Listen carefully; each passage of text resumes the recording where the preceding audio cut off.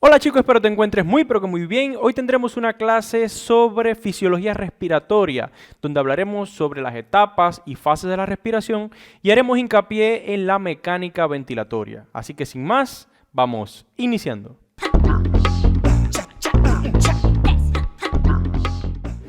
Lo primero que debes conocer es cuáles son las etapas de la función respiratoria o de la respiración. Tenemos como primera la ventilación pulmonar, ese proceso mediante el cual va a entrar y salir aire de los pulmones. Como segunda, el intercambio de gases respiratorios entre alvéolos y la sangre. ¿Y cómo va a ocurrir esto? Bueno, aquí te lo voy a representar. Tenemos los alvéolos, unas estructuras situadas en la zona de intercambio gaseoso dentro de esos pulmones, y en las paredes entre los alvéolos o paredes interalveolares vamos a encontrar unas estructuras vasculares llamadas capilares, que por tanto van a tener sangre. Bueno, entre el alvéolo y el capilar va a existir una membrana, una zona de intercambio llamada membrana alvéolo-capilar, en la cual van a difundir gases tanto para un lado como para el otro, es decir, del alvéolo al capilar y del capilar al alvéolo. ¿Y qué gases principalmente van a difundir? Bueno, el dióxido de carbono y el de oxígeno, que son los que realmente se estudian en fisiología.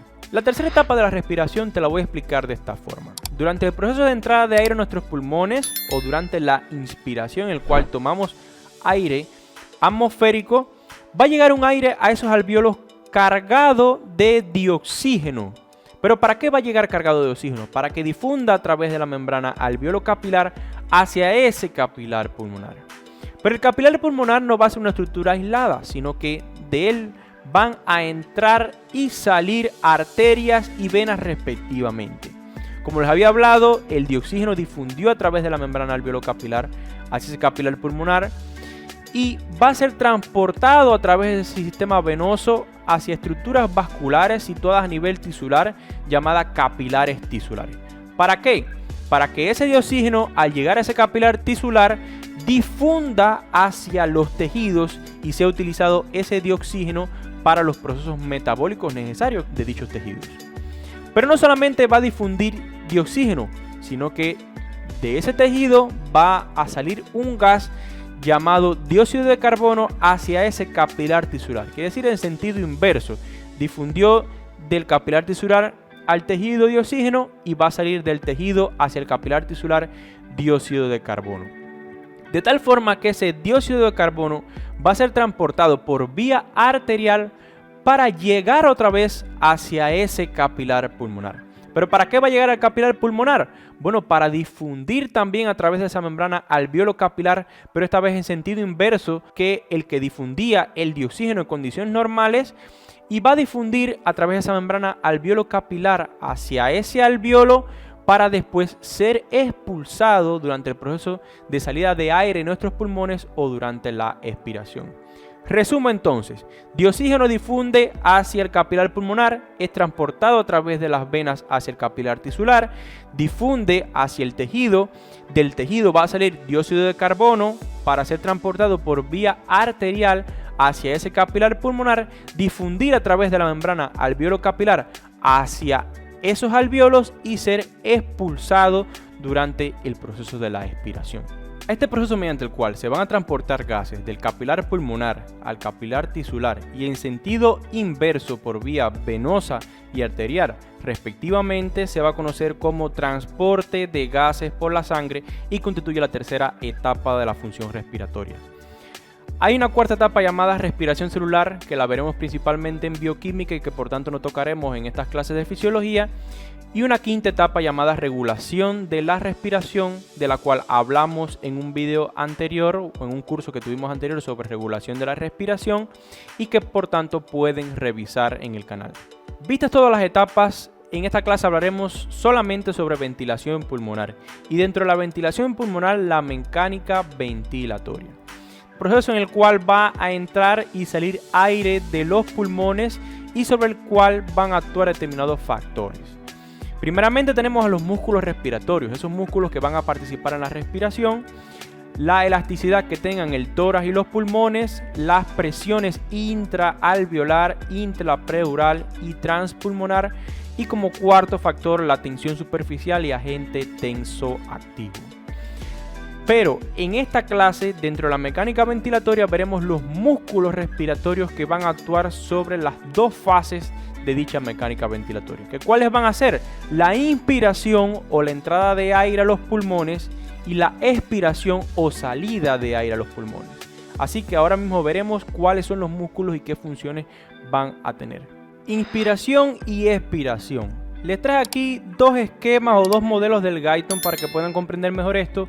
Y además les hice un cuadro para resumir todo este contenido, todos los cambios que ocurren durante ese proceso de inspiración o entrada de aire y de expiración o salida de aire de los pulmones.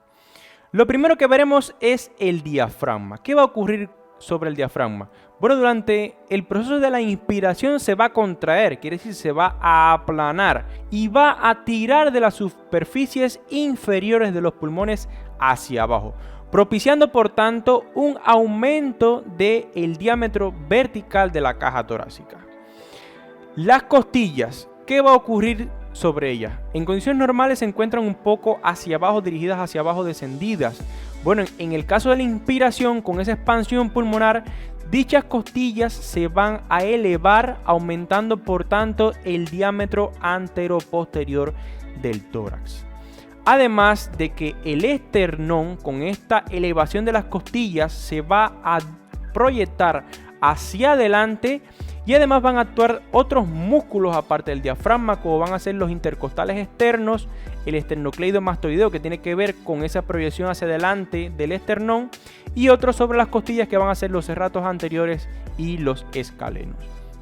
Dentro de estos músculos que les he hablado, los intercostales externos van a ser los que más importancia van a tener, porque van a actuar en forma de polea cuando se contraigan, propiciando una elevación aún mayor de esa caja torácica, mientras que los intercostales internos van a mantenerse relajados durante ese proceso inspiratorio.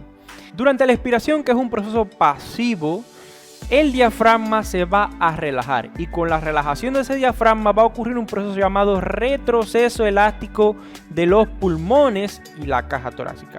Miren el diafragma aquí relajado, y en la inspiración miren el diafragma más aplanado o contraído. Pueden ver las diferencias aquí.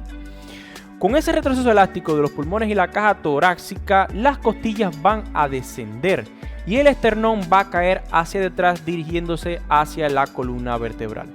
El diámetro anteroposterior, por tanto, va a disminuir. No va a ser como en ese proceso de expansión en la inspiración, en el cual aumentaba. En este caso va a disminuir. Y de los músculos que van a participar aparte del diafragma, van a estar los intercostales internos en ese proceso pasivo y los rectos abdominales en el caso que se necesite una expiración mucho mayor, una salida de aire forzada mucho mayor de los pulmones. Van a actuar estos músculos llamados rectos abdominales, contrayéndose a nivel abdominal. Hasta aquí la clase de hoy, espero te haya gustado. Recuerda suscribirte al canal, ver lo más importante de dicha clase, que va a ser la inspiración y la expiración, con todos los cambios que ocurren durante esas dos fases. Y recuerda que con el Dr. Riera aprenderás la medicina en una clase. Nos veremos en un próximo video.